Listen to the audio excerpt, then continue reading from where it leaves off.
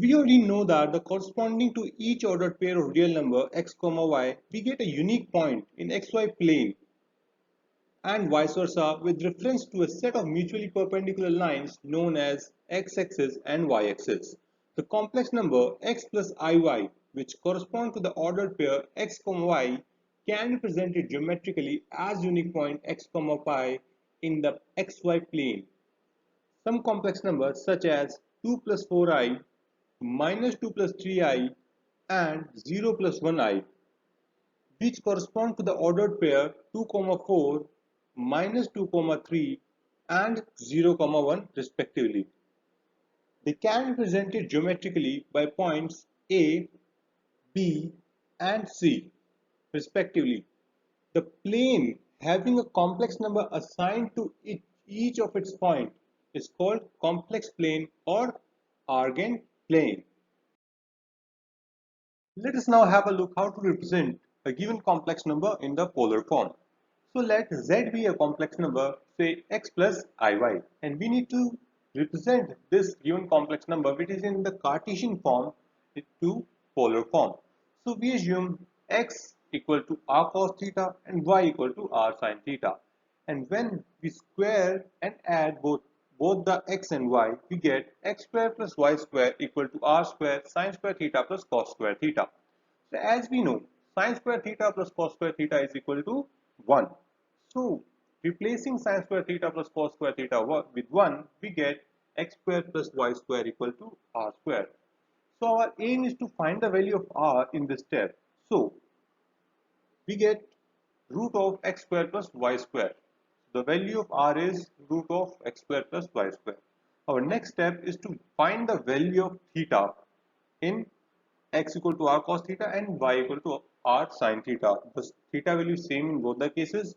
So we get write it cos theta equal to x upon root of x square plus y square and sin theta equal to y upon root of x square plus y square. So from this step we get the value of theta, and after placing that value of theta in cos theta, we don't have to solve the cos theta, we have to place the value of theta. Then say theta comes out to be pi by 3, so we place the value of theta equal to pi by 3. So the value of x becomes x equal to r cos pi by 3 and y becomes r sin pi by 3, and then we place the value of x and y in z, and the final result is in the polar form. To understand it better, let us have a look over an example. We have z equal to 1 plus root 3i. So we need to represent the given complex number in the polar form. So let 1 equal to r cos theta and root 3 equal to r sin theta, as I told you in the previous slide only. So now next step is squaring and adding both sides, both the terms. So we get 1 square plus root 3 square equal to r square sin square theta plus cos square theta.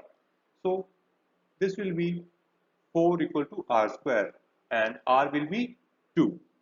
So next step is to find the value of theta. So cos theta will be equal to 1 upon 2 and sin theta will be root 3 upon 2. And as we know, the theta cos theta gives 1 by 2 at pi by 3, which means 60 degree. So the theta will be pi by 3. So we replace 1 by 1 by 2 cos pi by 3 and root 3 by 2 sin pi by 3.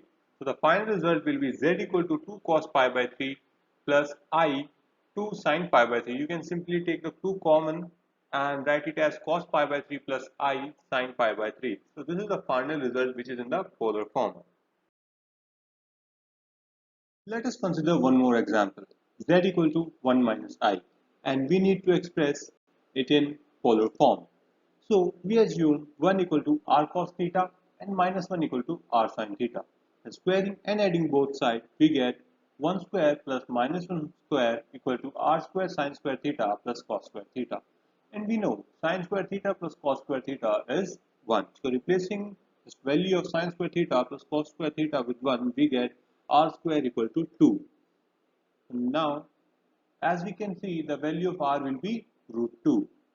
Next step is to find the value of theta. So do that we write cos theta equal to 1 upon root 2 and sin theta equal to minus 1 upon root 2. And we can see that at theta equal to pi by 4, we get 1 upon root 2 for sine and cos both. But here, cos theta is 1 upon root 2 and sin theta is minus 1 upon root 2. So we cannot choose pi by 4. We need to choose something else. So let us check minus pi by 4. So for minus pi by 4, cos theta gives 1 upon root 2 and sin gives minus 1 upon root 2, which means theta equal to minus pi by 4 satisfy the given condition. So theta will be minus pi by 4. So we write 1 equal to minus under root cos minus pi by 4 and minus 1 equal to root 2 sine minus pi by 4. So the final result will be under root cos minus pi by 4 plus I root 2 sine minus pi by 4. So this was all about expressing the given complex number in the polar form. And also here comes to the end of the chapter complex numbers. So soon we will be looking at the new chapter, that is relations and functions.